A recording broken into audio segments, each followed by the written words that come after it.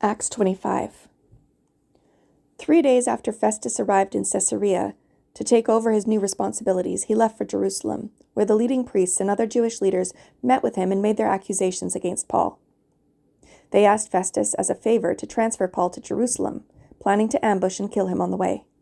But Festus replied that Paul was at Caesarea and he himself would be returning there soon.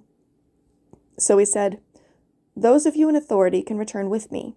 If Paul has done anything wrong, you can make your accusations." About 8 or 10 days later, Festus returned to Caesarea, and on the following day he took his seat in court and ordered that Paul be brought in. When Paul arrived, the Jewish leaders from Jerusalem gathered around and made many serious accusations they couldn't prove. Paul denied the charges. "I am not guilty of any crime against the Jewish laws or the temple or the Roman government," he said. Then Festus, wanting to please the Jews, asked him, "Are you willing to go to Jerusalem and stand trial before me there?" But Paul replied, "No. This is the official Roman court, so I ought to be tried right here. You know very well I'm not guilty of harming the Jews. If I've done something worthy of death, I don't refuse to die. But if I am innocent, no one has the right to turn me over to these men to kill me. I appeal to Caesar." Festus conferred with his advisers and then replied, "Very well. You've appealed to Caesar, and to Caesar you will go." A few days later, King Agrippa arrived with his sister, Bernice, to pay their respects to Festus.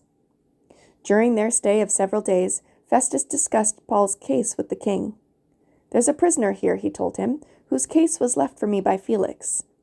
When I was in Jerusalem, the leading priests and Jewish elders pressed charges against him and asked me to condemn him. I pointed out to them that Roman law does not convict people without a trial. They must be given an opportunity to confront their accusers and defend themselves. When his accusers came here for the trial, I didn't delay. I called the case the very next day and ordered Paul brought in. But the accusations made against him weren't any of the crimes I expected. Instead, it was something about their religion and a dead man named Jesus, who Paul insists is alive. I was at a loss to know how to investigate these things, so I asked him whether he would be willing to stand trial on these charges in Jerusalem. But Paul appealed to have his case decided by the emperor, so I ordered that he be held in custody until I could arrange to send him to Caesar." "I'd like to hear the man myself," Agrippa said, and Festus replied, "You will, tomorrow."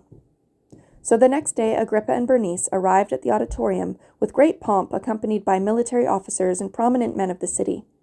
Festus ordered that Paul be brought in. Then Festus said, "King Agrippa, and all who are here, this is the man whose death is demanded by all the Jews, both here and in Jerusalem.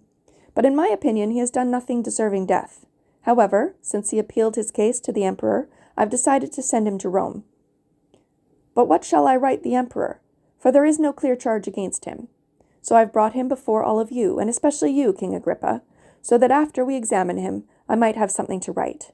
For it makes no sense to send a prisoner to the emperor without specifying the charges against him."